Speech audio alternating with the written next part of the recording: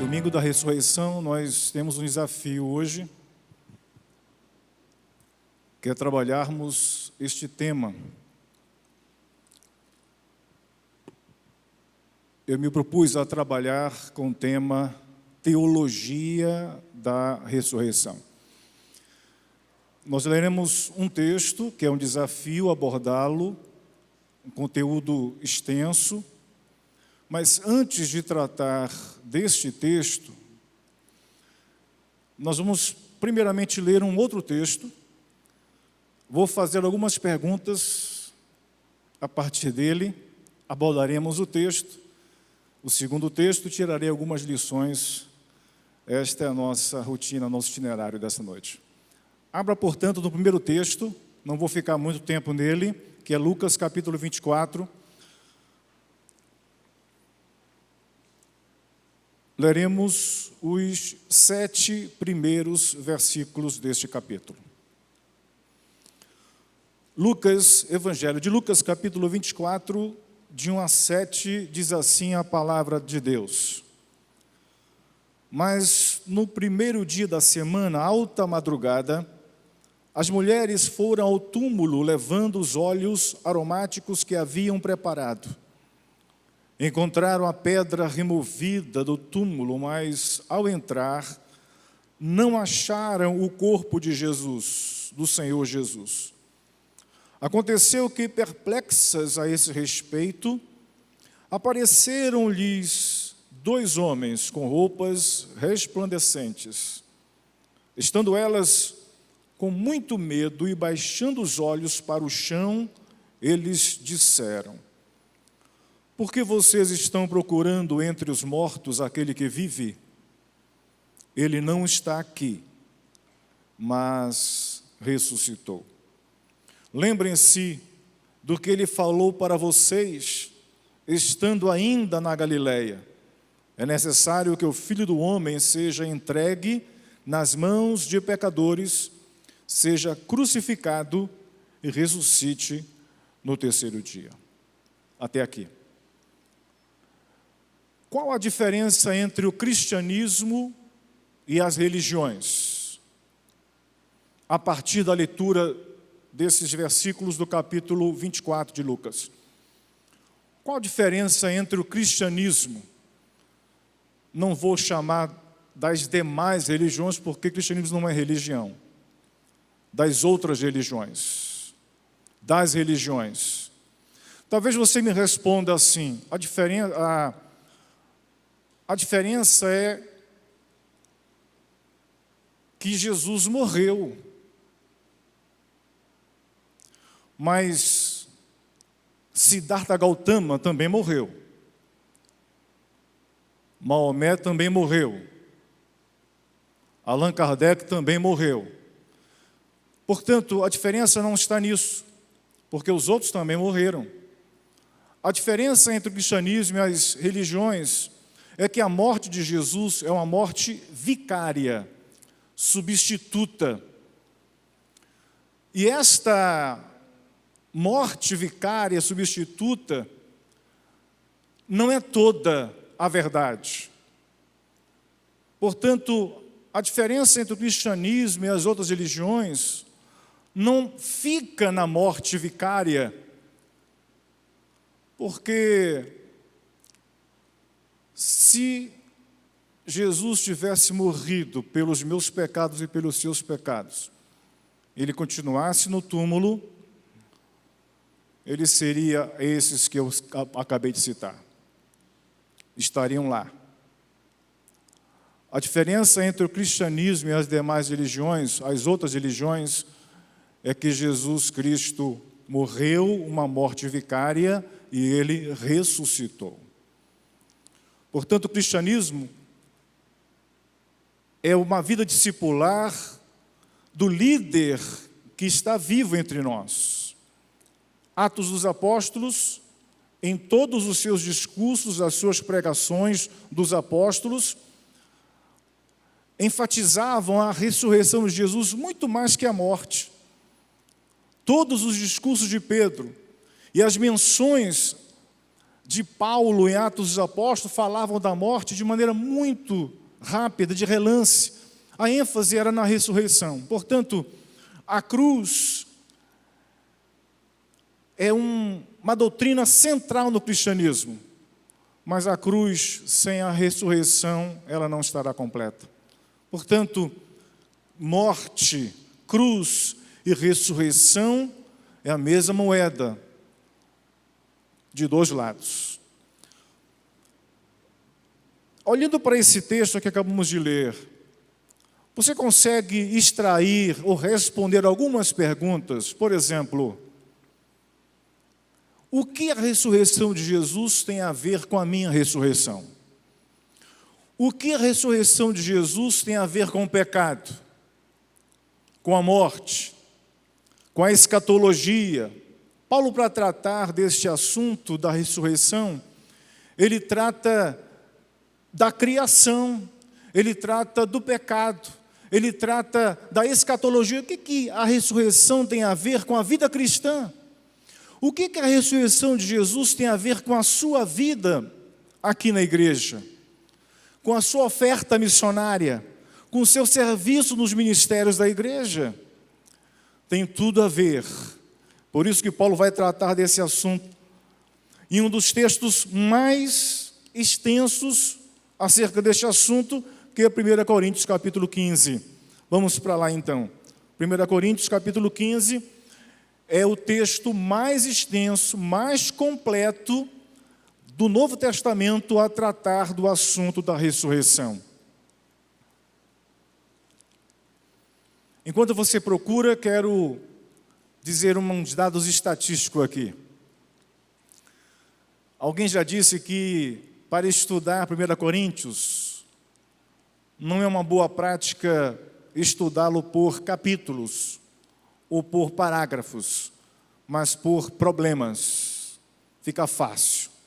Aqui nós temos 9 problemas e 10 temas. Primeiro grande problema é o problema da divisão na igreja, os 4 primeiros capítulos. Depois tem o capítulo 5, pecado sexual grave na igreja. Depois o problema dos problemas judiciais entre os irmãos. No capítulo 6, nesse mesmo capítulo, problema de imoralidade. No capítulo 7, problema de divórcio na igreja. No capítulo 8, 9 e 10, as comidas, as carnes sacrificadas aos ídolos, portanto uma questão cultural. No capítulo 11, problema de distúrbios na ordem pública do culto da igreja, muito particularmente a ceia do Senhor. Capítulo 12, 13 e 14, continuam os problemas da desordem no culto da igreja, agora através dos dons espirituais. Capítulo 15, o tema da ressurreição. Portanto, se formos elencar aqui os principais problemas em volume de tratamento, em primeiro lugar, problema da divisão na igreja. O primeiro grande problema, Paulo gasta muito tempo. Eu fico imaginando o apóstolo Paulo escrevendo essa epístola no primeiro século, não é rápido, como é hoje, ao digitar na página do Word, nem é fácil escrever no caderno com as páginas, parecem granito, muito lisinha, muito bonitinha. Paulo escrevia no papiro, uma palha seca, papiro, caneta tinteiro, escrevendo em superfície irregular. As cartas do Novo Testamento eram escritas durante muitos dias, talvez semanas. Uma carta dessa, por exemplo, talvez Paulo tenha escrito durante semanas esta carta. Ele gastou muito tempo falando da divisão na igreja. O segundo grande assunto que ele aborda é o assunto de ordem cultural, do relacionamento do cristão com a cultura, no capítulo 8, 9 e 10. O terceiro grande problema que Paulo aborda, que ele gasta muito tempo, é o problema do culto no que diz respeito aos dons espirituais. E o quarto grande assunto que Paulo aborda, que é um problema, é a ressurreição. Portanto, o que nós sabemos da ressurreição, nós o sabemos porque Paulo está resolvendo um problema no seio da igreja. Ele está escrevendo para coríntios, para gregos. O grego,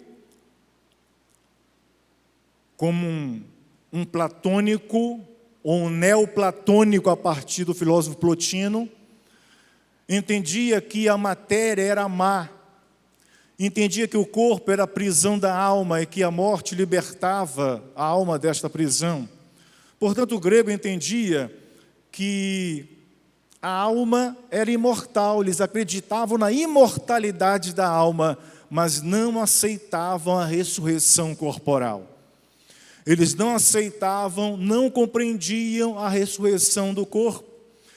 E esses irmãos dentro da igreja de Corinto começavam a questionar esta possibilidade de alguém sair dos mortos, voltar à matéria e ressuscitar, uma vez que, para a cabeça neoplatônica daqueles irmãos coríntios, era um tanto difícil de entender e de aceitar. Paulo, portanto, está diante de um problema teológico na igreja. Ele vai abordar o tema da ressurreição, e o que é interessante aqui, Paulo, para tratar da ressurreição, ele vai tratar da ressurreição de Cristo, ele trata do criacionismo aqui, ele trata do pecado, da vida de santidade, ele trata da escatologia, ele trata da vida cristã, portanto, ele trata de muitas coisas relacionadas a algo que nós não imaginávamos que pudesse estar, que é a ressurreição de Jesus.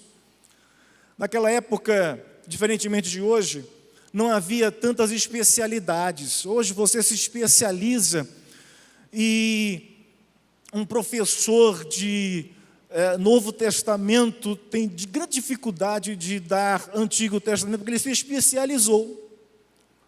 Fui por 2 anos consecutivos convidados pela Junta de Missões Nacionais a dar uma aula para a turma dos radicais sobre a história dos batistas. Primeiro ano que me convidaram, disse: história não é minha praia, convida alguém da área de história que vai ajudar. No ano seguinte, pastor, queremos que o irmão dê aula de história da igreja, história dos batistas. Irmão, já falei que história não é a minha praia. O que o irmão me der de Novo Testamento, eu até arranho. No 3º ano me deram teologia paulina, aí eu segurei. O mundo moderno é tão especialista que a gente perde a noção das outras áreas. Nessa época, não. Por isso que os cientistas gregos, por exemplo, os cientistas da era clássica para cá, eles mexiam com todas as áreas ao mesmo tempo, estava tudo relacionado, e Paulo trabalha muito bem isso, relacionando as disciplinas diversas. Portanto, não há especificidade aqui que impeça da gente entender o todo e relacionar, como aqui no caso, a ressurreição de Jesus às diversas áreas do cristianismo e da nossa vida cristã. Portanto, Paulo vai fazer teologia em cima da ressurreição. Então, eu quero começar com os irmãos a falar sobre, acompanhar o pensamento de Paulo, que vai falar sobre a ressurreição. Imagine você que está sentado agora nos bancos da igreja de Corinto, e que você tem sérias dúvidas acerca da ressurreição, que você não compreende muito bem isto, ressuscitar corporalmente. Você que tem cabeça científica, talvez você até nem creia nisso, talvez você seja herdeiro da filosofia existencialista que entrou na teologia através de Rudolf Bultmann, um alemão da primeira metade do século XX. Bultmann era um dos maiores exegetas, da história. Ele só tem um problema: ele deixou de ser crente, ou talvez nunca foi. Se Bultmann pegasse o texto grego, ele destrinchava o texto bíblico grego e dava uma aula de exegese extraordinária. Só ele tinha um problema: ele era herdeiro da filosofia existencialista que rompia com a intervenção sobrenatural de Deus na história bíblica. Portanto, ele não acreditava mais na ressurreição. Ele entendia que era mito. Ele entendia, portanto, que tinha que interpretar para a cabeça científica este ato que o cristianismo chama de alguém sair dos mortos. Portanto, parabúltima é tão somente um símbolo para mostrar a nova vida de alguém que segue a Jesus, mas de fato ele não saiu dos mortos. Portanto, Paulo vai trabalhar, irmãos, com mentalidades nesse nível aqui. E a primeira abordagem que Paulo fala, não poderia começar diferente, é tratar da historicidade da ressurreição. Portanto, ele começa a falar que a ressurreição de Jesus é um fato histórico. Ele diz assim, começando o capítulo 15, irmãos, venho lembrar-lhes o evangelho que anunciei a vocês, o qual vocês receberam e no qual continuam firmes. Por meio dele vocês também são salvos, se retiverem a palavra, assim como a preguei a vocês, a menos que tenham crido em vão. Primeiro aspecto da historicidade da ressurreição, ela faz parte do Evangelho. Ressurreição faz parte do Evangelho. Se eu eliminá-la, Jesus estará na mesma condição que os líderes das religiões que também morreram, mas estão nos túmulos. Portanto, ele diz que ressurreição faz parte do Evangelho. Ele diz também que a ressurreição faz parte do querigma da igreja, isto é, da pregação da igreja. A igreja precisa proclamar e proclama a ressurreição. Ele diz isso no versículo 3, antes de tudo, entreguei a vocês o que também recebi. Portanto, Paulo não está tirando algo da cabeça dele. Ele recebeu, isto é, há uma tradição da pregação da igreja primitiva que Jesus ressuscitou. E ele é honesto ao dizer, antes de tudo, entreguei a vocês o que também recebi. O que ele recebeu? A tradição do Evangelho, a pregação da igreja. Que Cristo morreu pelos nossos pecados, segundo as Escrituras, e que foi sepultado e ressuscitou ao terceiro dia, segundo as Escrituras. Terceiro aspecto, que já citei aqui ao ler, no que tange a historicidade da ressurreição de Jesus, faz parte da Escritura. Ele diz que tanto a morte, o sepultamento e morte, faz parte da Escritura. Talvez esteja pensando em Isaías 53. E que a ressurreição ao terceiro dia também faz parte da Escritura. Salmo 16. Portanto, Paulo está aqui colocando as bases para começar a discutir sobre esse tema tão delicado para as cabeças dos irmãos da igreja de Corinto. Ele diz que esta ressurreição foi também constatada por aqueles que viram, que foram testemunhas oculares, contada pelas testemunhas oculares. Ele diz no versículo 5, apareceu a Cefas, e depois aos 12, depois foi visto por mais de 500 irmãos de uma só vez, dos quais a maioria ainda vive, porém alguns já dormem. Depois foi visto por Tiago e mais tarde por todos os apóstolos. Por último, depois de todos, foi visto também por mim. Portanto, a ressurreição é histórica, porque faz parte do Evangelho, estava profetizada nas Escrituras, faz parte do querigma da igreja. A igreja começou a pregar logo no início, pouquíssimo tempo depois da ascensão de Jesus, e também faz parte de um elenco de pessoas que experimentaram desse evento. Paulo continua, irmãos, refletindo sobre esse tema, depois de estabelecer as bases. Ele fala das consequências de se negar a ressurreição de Jesus, ou negar a ressurreição dos mortos.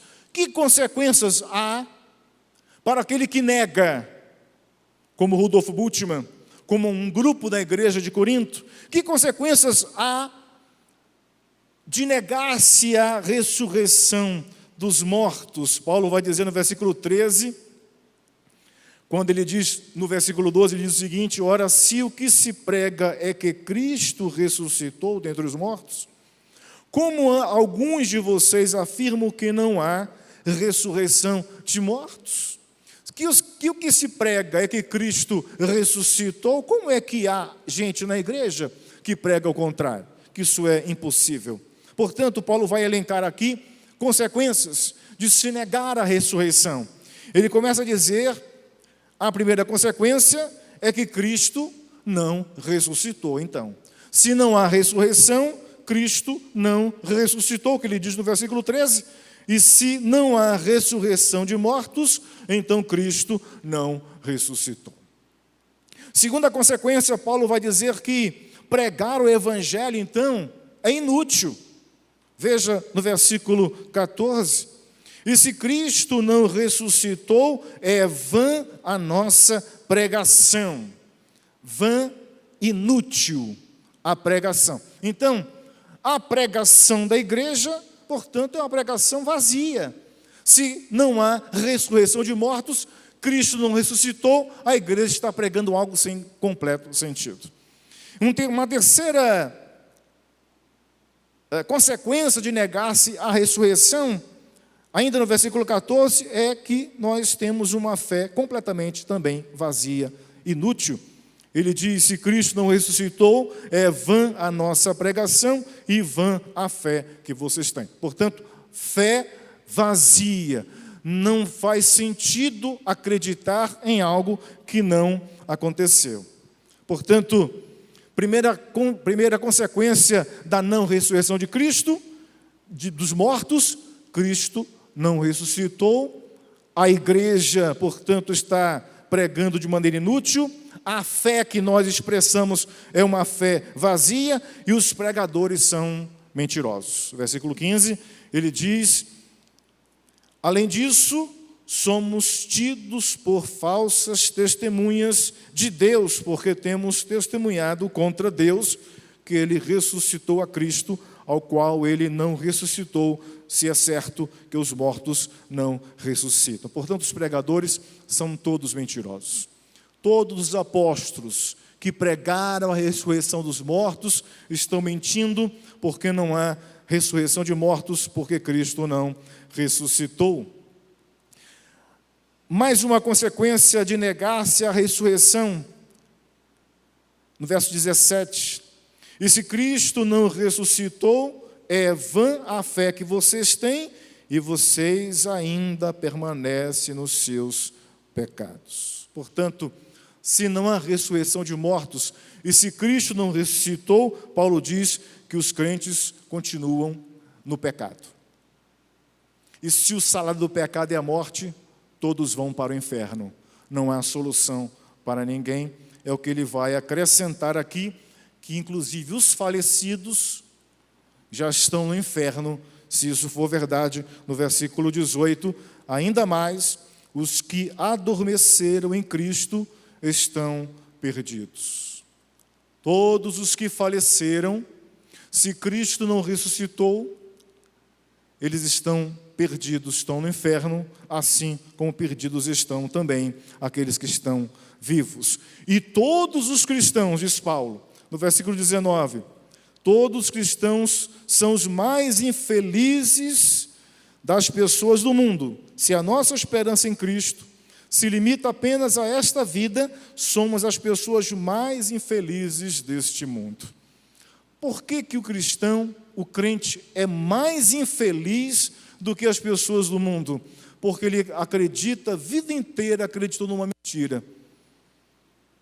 Aquele que desacredita, ele vive a vida que quer, mas você tem se limitado, tem restringido a sua vida, tem tido uma vida dominical na igreja, tem dado o seu dízimo, a sua oferta, mas isso tudo é em vão. Você acreditou nisso a vida inteira, portanto, Paulo diz, você é o mais infeliz de todas as pessoas deste mundo, porque acreditou numa mentira.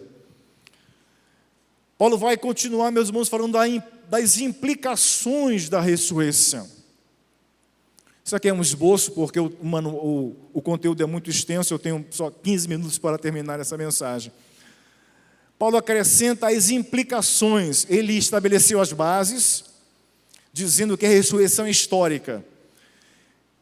Acrescentou consequências para aquele que nega, isto é, consequência do próprio Cristo não ter ressuscitado, senão a ressurreição de mortos. A consequência de pregar o evangelho inútil, de ter uma fé vazia, de ouvir pregadores mentirosos, de os crentes continuarem pecadores, dos nossos irmãos falecidos estarem no inferno, e que todos nós aqui somos infelizes, porque acreditamos numa mentira completa. Agora ele vai caminhar para as implicações da ressurreição. Quais as implicações da ressurreição para a vida? Ele começa a dizer as seguintes palavras no versículo 20. Mas, de fato, Cristo ressuscitou dentre os mortos, sendo Ele as primícias dos que dormem. Primeira implicação. Paulo diz que a ressurreição de Jesus, ele chama de primícias dos que dormem. Ele está utilizando uma nomenclatura que o judeu conhecia, uma linguagem agrícola das primícias, tem a ver com os primeiros frutos. Os primeiros frutos. Os primeiros frutos eram dedicados a Deus. Eu tinha uma plantação, seja lá qual for, e os primeiros frutos, os melhores, os primeiros eu dedicava ao Senhor como oferta. Aqueles primeiros frutos determinava toda a lavoura que vem. Os primeiros frutos determinavam a qualidade do que vinha à frente. Portanto, Paulo diz que a primeira implicação é que a ressurreição dos mortos está colocada em duas etapas. Primeiro, ele chama de Cristo, as primícias. Cristo, portanto, vem em primeiro lugar na ressurreição dos mortos. Por isso que ele diz: mas, de fato, Cristo ressuscitou dentre os mortos, sendo Ele as primícias dos que dormem, visto que a morte veio por um homem, também por um homem veio a ressurreição dos mortos, porque assim como Adão todos morreram, assim também todos serão vivificados em Cristo, cada um, porém, na sua ordem, Cristo as primícias, depois os que são de Cristo na sua vinda. Portanto, a ressurreição tem a ver com um ato, com uma peça em dois atos. Primeiro, aconteceu com Jesus, as primícias. E a partir da ressurreição de Jesus, é estabelecida toda a sequência da lavoura, dos que vêm depois. Por isso que Paulo diz que Cristo é as primícias, depois os que dormem. Por isso, meus irmãos, que é bem provável que Paulo esteja defendendo aqui este caráter da ressurreição de Jesus, não apenas o voltar à vida, porque primícias tem a ver com o primeiro, mas Jesus não foi o primeiro a ressuscitar, porque ele ressuscitou antes Lázaro, por exemplo. Ressuscitou aquela menina, a Talita Cumi. Talita Cumi, levanta, ele havia já ressuscitado, mas não é a mesma ressurreição de que Paulo fala aqui, sendo Cristo as primícias, ressurreição escatológica. Esta ressurreição em que Cristo é as primícias tem a ver com uma ressurreição escatológica, isto é, uma ressurreição que aponta para o fim, como nós chamamos, o fim do mundo. Portanto, ele vai dizer isso no versículo 23, na parte final: cada um, porém, na sua ordem, Cristo as primícias, depois os que são de Cristo na sua vinda. Portanto, ressurreição tem a ver com escatologia, tem a ver com a volta de Jesus, com a segunda vinda de Jesus. Portanto, esta ressurreição escatológica, ele vai continuar dizendo as seguintes palavras no versículo 24: porque é necessário que ele reine até que tenha posto todos os inimigos debaixo dos seus pés. O último inimigo a ser destruído é a morte, porque ele sujeitou todas as coisas debaixo dos seus pés. E quando diz que todas as coisas lhe estão sujeitas, certamente exclui aquele que tudo lhe sujeitou. Quando, porém, todas as coisas lhe estiverem sujeitas, então o próprio Filho também se sujeitará àquele que todas as coisas lhe sujeitou, para que Deus seja tudo em todos. Portanto, a ressurreição tem a ver com o final dos tempos, com a ressurreição final. Ele ainda continua dizendo que a ressurreição, irmãos, justifica as lutas cristãs, porque eu sei que a ressurreição me aguarda, que é garantida, que Jesus foi as primícias, é uma peça em 2 atos. O primeiro já aconteceu, Jesus já determinou o nível e a qualidade do que vem depois, e Ele determinou a qualidade do corpo que nós teremos. Portanto, este entendimento justifica, segundo Paulo, as lutas cristãs que enfrentamos nessa terra. É o que ele vai dizer no versículo 29, de outra maneira. E aqui ele faz uma crítica, uma prática antiga. De outra maneira, que farão os que se batizam por causa dos mortos? Ora, se até aqueles heréticos que se batizam em favor dos mortos o fazem acreditando na ressurreição, muito embora Paulo esteja falando aqui uma crítica, ele continua dizendo, se de fato os mortos não ressuscitam, por que se batizam por causa deles? E porque também nós nos expomos a perigos toda hora, dia após dia, morro, diz Paulo. Eu afirmo isso, irmãos, porque pelo orgulho que tenho de vocês, em Cristo Jesus, nosso Senhor, se como homem lutei em Éfeso contra feras, qual foi o meu proveito se os mortos não ressuscitam? Comamos e bebamos, porque amanhã morreremos. Portanto, não faz sentido lutar a vida cristã. Se Cristo não ressuscita, por que eu luto as lutas da vida cristã? Por que enfrentei feras ao pregar o Evangelho? Por que eu luto em oração contra o diabo, contra Satanás? Paulo diz, não faz qualquer sentido. Comamos e bebamos, porque amanhã nós morreremos. 33, ele diz, não se enganem. As más companhias corrompem os bons costumes. Voltem à sobriedade, como convém, e não pequem, pois alguns ainda não têm conhecimento de Deus. Digo isto para a vergonha de vocês. Ele vai terminar esse capítulo falando do modus operandi da ressurreição. Falou da implicação deste grande ato, dessa grande cena em 2 atos, que a primeira determina a segunda. Assim como Cristo foi as primícias, é a garantia de que nós também, na escatologia, no último momento, na sua vinda, no estabelecimento do seu reino, Ele vai ressuscitar aqueles outros frutos. Ele vai trabalhar com modus operandi da ressurreição. Como isso vai acontecer? Talvez seja uma dúvida de muitos, as dúvidas que aconteciam dentro da igreja de Corinto, é o que diz o versículo 35. Alguém dirá, como é que os mortos ressuscitam? E com que corpo virão? Portanto, Paulo vai tratar agora do modus operandi. Como acontece, portanto, a ressurreição corporal? Ele vai dizer, primeiramente, acerca da morte.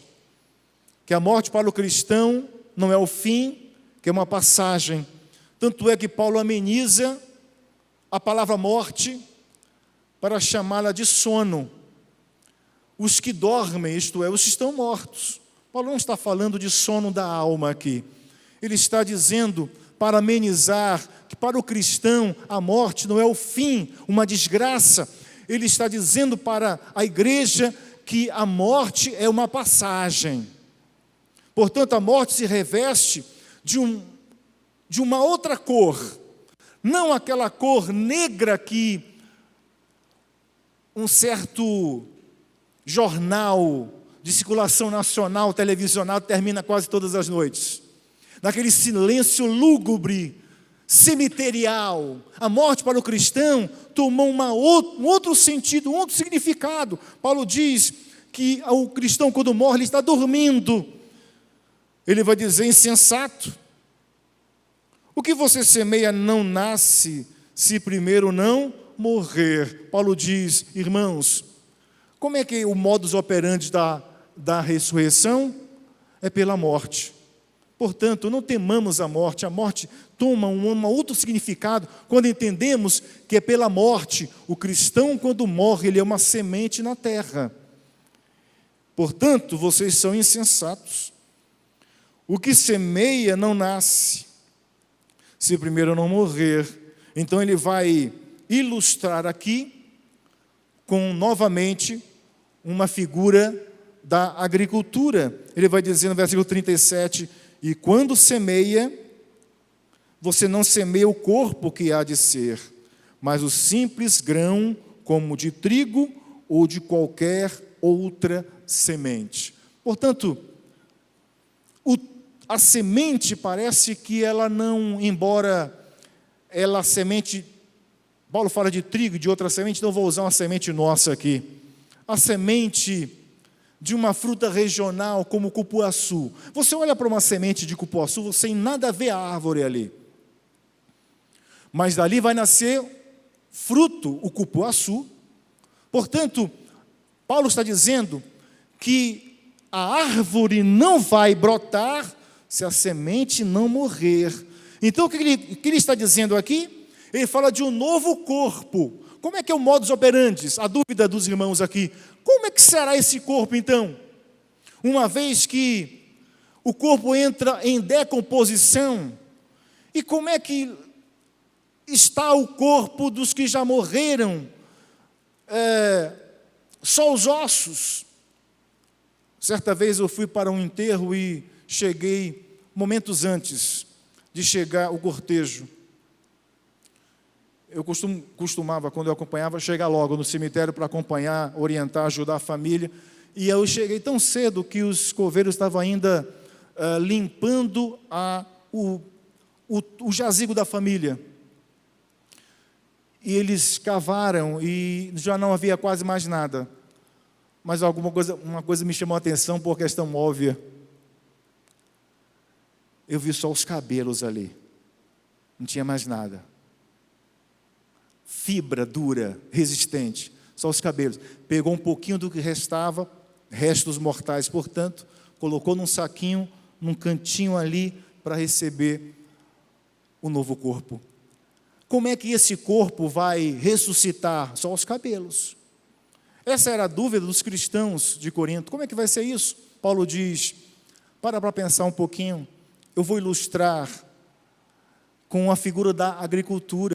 Em nada a semente do cupuaçu se parece com a árvore, nem verde é. Ela, quando morre, ela nasce, folhas são verdes. E daquela pequena semente, uma árvore com vários frutos, e dá por muitos anos. Paulo diz, quando semeia, você não semeia o corpo que há de ser, mas o simples grão, como de trigo ou de qualquer outra semente. Mas Deus lhe dá o corpo como Ele quer dar a cada uma das sementes, dá o seu corpo apropriado. O que o Paulo quer dizer aqui?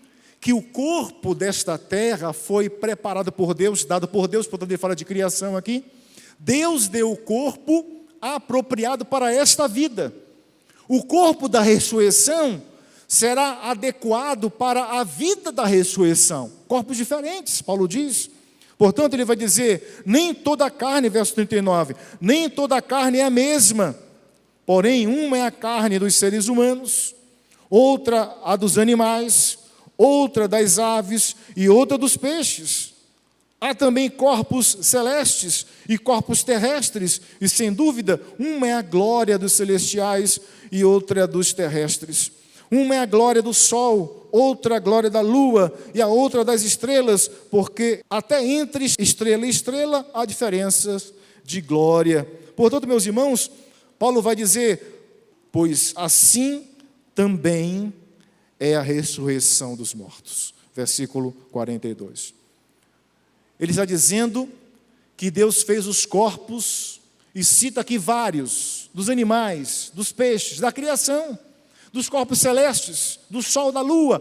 São corpos feitos para esta vida, para esta dimensão. Mas ao plantar a semente, ela morre, desaparece a semente e nasce um novo corpo. Portanto, ele diz, assim também é a ressurreição dos mortos. Semeia-se o corpo na corrupção, ressuscita na incorrupção. Portanto, Paulo está falando que o corpo da ressurreição, a exemplo das primícias, Jesus Cristo, será um corpo diferente. O que chama a atenção é que no relato neotestamentário, Jesus, que é as primícias, portanto, isto é, ele determina a colheita que vem depois, os que dormem, portanto, ele foi alguém identificável. No começo com dificuldades, mas identificável, foi reconhecido. Mostrou para as mulheres, se mostrou para os discípulos, mostrou os cravos. Portanto, era um corpo identificável, manteve a individualidade. Quero chamar a atenção a isso. O corpo ressurreto de Jesus preservou a individualidade, mas ao mesmo tempo é um corpo diferente, porque ele atravessava portas fechadas. Ao mesmo tempo que mostrava os cravos, a marca dos cravos, era um corpo que atravessava paredes fechadas, portas fechadas. Ao mesmo tempo que era identificável, aquele Jesus ali não era uma nuvem assim. Alguns pensam que nós seremos, quando formos para o céu, algo parecido como fantasminhas camaradas. Meio transparentes, umas bolinhas assim, pulando de nuvem em nuvem. A ressurreição de Jesus mostra, irmãos, que era um corpo identificável. Identificaram Jesus. Ao mesmo tempo, era um corpo diferente, porque ele segurava alimento no estômago. Que coisa impressionante isso aqui. Portanto, Paulo está dizendo, olhem para as primícias, olhem para o corpo de Jesus, vocês vão entender como será o corpo da ressurreição. Alguém identificável, que mantém a identidade. Por exemplo, no Monte da Transfiguração, identificou-se exatamente ali Moisés e Elias. Já estavam mortos, mas manteve a identidade de Moisés e Elias, ao mesmo tempo que se transfiguravam, apareceram e desapareceram. Portanto, Paulo está dizendo que assim será também na ressurreição. Morre este corpo preparado para esta vida e renasce o corpo com a sua identidade, a mesma identidade, como Jesus manteve a dele, como Elias e Moisés mantiveram a dele. E Paulo vai dizer, pois assim também é a ressurreição dos mortos, por isso que Paulo fala que Cristo é as primícias. Semeia-se o corpo na corrupção, ressuscita na incorrupção. Semeia-se em desonra, ressuscita em glória. Paulo vai dizer que este novo corpo é um corpo adequado agora à vida celestial, à vida espiritual. Um corpo adequado, não mais o anterior, mas o novo corpo. Ele vai dizer isso até o versículo 50, estou lendo o 42, semeia-se em desonra, ressuscita-se em glória, semeia-se em fraqueza, ressuscita-se em poder, semeia-se corpo natural, ressuscita corpo espiritual. Se há corpo natural, há também corpo espiritual, pois assim está escrito, o primeiro homem, Adão, se tornou ser vivente, mas o último Adão é espírito que dá vida. Adão foi alguém que recebeu a vida, alma vivente. Este segundo Adão é o que dá a vida, portanto, ressuscita dos mortos. Paulo trata de duas coisas aqui. Primeiro, da herança adâmica. Todos nós temos esta herança aqui. Não há como questionar isso. Todos nós temos como ancestrais, ou como ancestral, a pessoa de Adão. Todos nós trazemos as características humanas, inclusive pecaminosas, desde lá. Mas, infelizmente, não se pode dizer de todos em relação ao segundo Adão. Talvez você que esteja aqui, ou você que esteja assistindo, ainda não entregou a sua vida para o novo Adão, portanto, você ainda está ligado ao primeiro. Você não está ligado ao segundo. Portanto, Paulo diz à igreja de Corinto que aquele que está em Cristo é nova criação, diz no grego, não é nova criatura, é nova criação. Portanto, ele não está falando da minha conversão para cá. Ele está dizendo o que Cristo fez pela raça humana, isto é, ele como novo Adão, por isso Paulo chama de novo Adão, ele está construindo uma nova raça. Portanto, eu sou mais do que herdeiro do primeiro Adão, eu sou agora filho do segundo Adão, e ele vai ditar o que eu serei no futuro.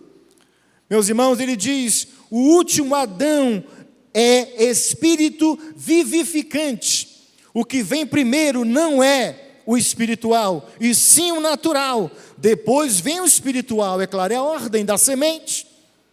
Quando morre, sai um novo corpo, a árvore. Assim como Adão, nós temos que morrer para poder ressuscitar a partir do novo Adão. Verso 48, ele diz, como foi o homem terreno, assim também são os demais, que são feitos do pó da terra, e como é o homem celestial, assim também são os celestiais, e assim como trouxemos a imagem do homem terreno, traremos também a imagem do homem celestial.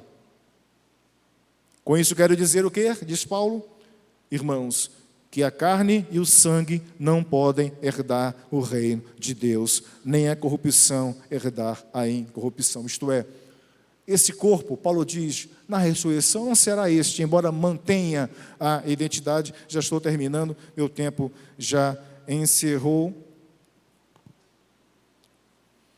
Paulo vai terminar dizendo o seguinte, que o tema da ressurreição evoca a escatologia, marca o fim da história dessa terra, como nós chamamos o fim do mundo. Ele diz,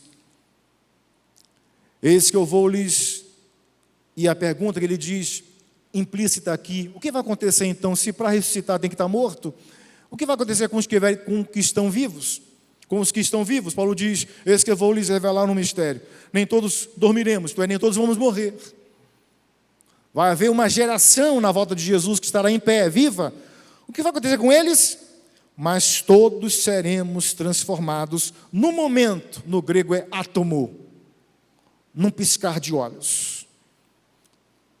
Ao ressoar da última trombeta, a trombeta soará, os mortos ressuscitarão incorruptíveis e nós seremos transformados, porque é necessário que este corpo corruptível se revista da incorruptibilidade e o corpo mortal se revista da imortalidade, e quando este corpo corruptível se revestir da incorruptibilidade e o que é mortal se revestir da imortalidade, então se cumprirá a palavra que está escrita, tragada foi a morte pela vitória. Quando a morte vai morrer, haverá a vida eterna. Onde está a morte, a tua vitória? Onde está a morte, o teu aguilhão? O aguilhão da morte é o pecado, e a força do pecado é a lei. Ele brada, finalizando, dizendo, graças a Deus, que nos dá a vitória por meio de Jesus Cristo, nosso Senhor Jesus Cristo. Vou terminar em 1 minuto. Por que Paulo está dizendo tudo isso aqui, irmãos? O que isso tem a ver com a minha vida cristã? O que isso tem a ver com a minha vida na igreja? Então, quer dizer, esse assunto, pastor, deixa para falar no fim do mundo, quando eu estiver morrendo.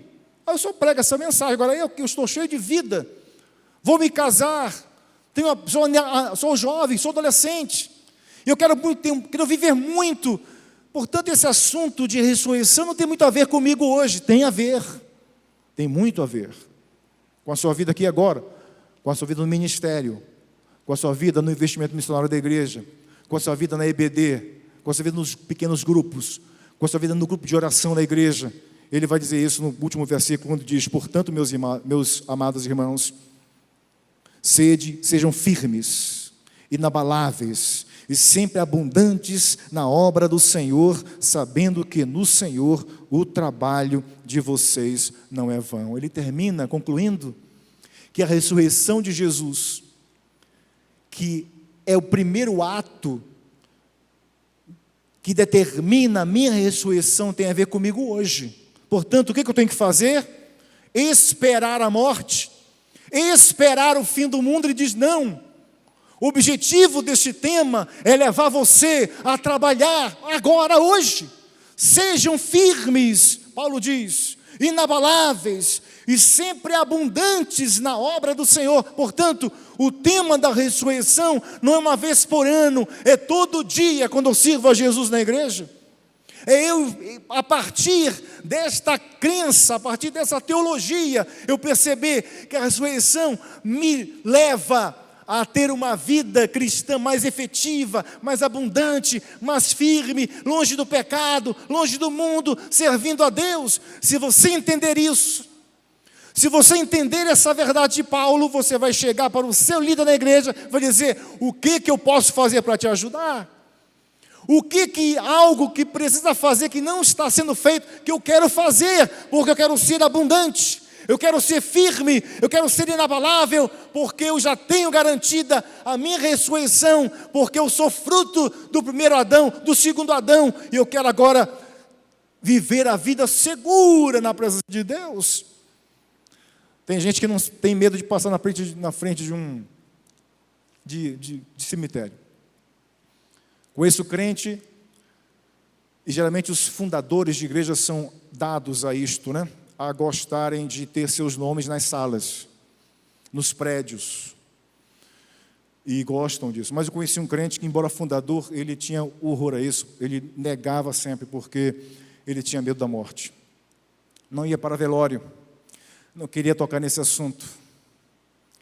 Quando que Paulo diz: a morte é um assunto que o cristão deve trabalhar de maneira natural, porque é a passagem para a ressurreição. Portanto, eu vou viver de maneira intensa hoje, sem me preocupar com ela, porque eu já tenho a minha ressurreição garantida pelo segundo Adão. Ele vai me dar um corpo adequado ao reino celestial, e quando eu morrer nessa terra, quando eu for plantado nessa terra, eu vou sair com identidade, com o corpo transformado, incorruptível. Portanto, diante disso tudo, qual é a minha resposta? Sejam firmes, inabaláveis e sempre abundantes na obra do Senhor, sabendo que no Senhor o trabalho de vocês não é vão. Vamos orar. Vou deixar as aplicações para outro momento. Feche seus olhos, vamos orar ao Senhor.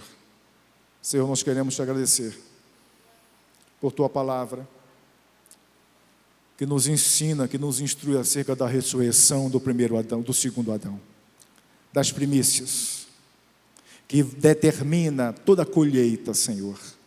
Obrigado, porque o Senhor nos ensina, através desse texto, a olharmos para a morte com outros olhos, não de desespero, não de desalento, não de pessoas desesperançadas, mas olhar a morte como um sono, como uma passagem para a ressurreição, e viver esses breves tempos que nós temos nesta terra, neste corpo adequado a esta vida, abundantes, vigorosos, fervorosos, pessoas que servem porque não se preocupam com o dia de amanhã, porque estão garantidos.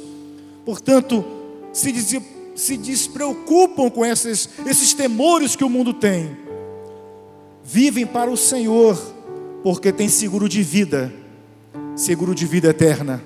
Que esta mensagem, Senhor, esse esboço do capítulo, possa nos levar a, como Paulo termina, nos tornar crentes mais firmes, crentes inabaláveis e crentes abundantes na obra do Senhor.